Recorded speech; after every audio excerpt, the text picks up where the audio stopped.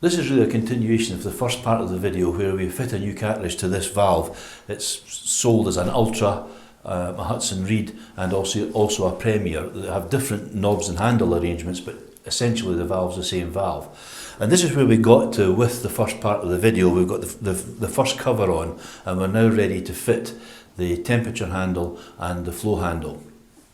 Now the valve's back in the wall and we've turned the water on, so there's water gushing out the shower head. We now need to set the flow so that we can make sure that it stops in the correct place.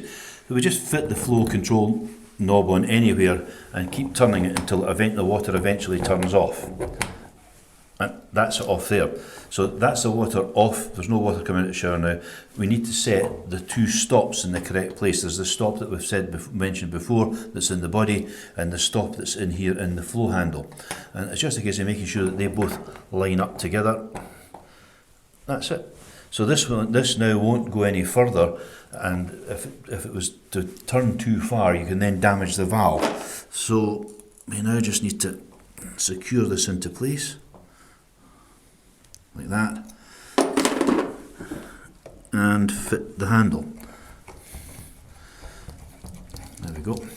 And so that's the on off for this valve fitted, and it stops there against the stop perfectly. Fitting the temperature is really much the same. There's a stop here and there's a stop on the cartridge in here. So what we do is turn the water on and adjust the temperature to whatever temperature we want. It's anti-clockwise for hotter and clockwise for cooler. So just keep turning this until we get this to the right position where we feel that, that's the correct temperature for me, about 44 degrees.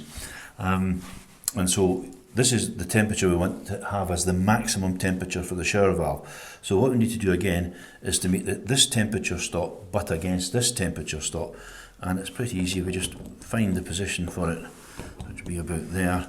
And yeah, and that's it. See, it won't go any further than that. So that's now the maximum temperature of the valve. If we want to make it cooler or hotter, it's really just a case of turning this way and then popping that back on in the correct place to make sure that we have the correct temperature. So we can now turn the water off and secure the head. So that's the head worked nicely in place, and we can fit the little ceramic indices on the front.